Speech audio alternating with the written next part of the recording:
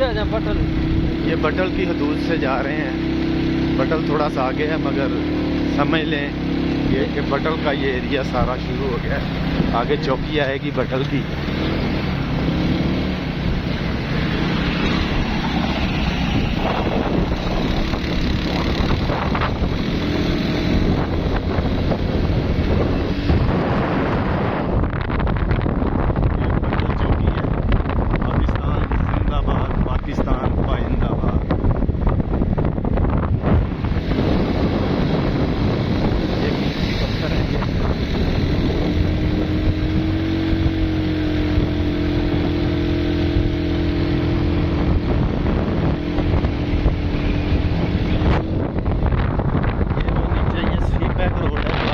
करके दिखा रहा हूँ।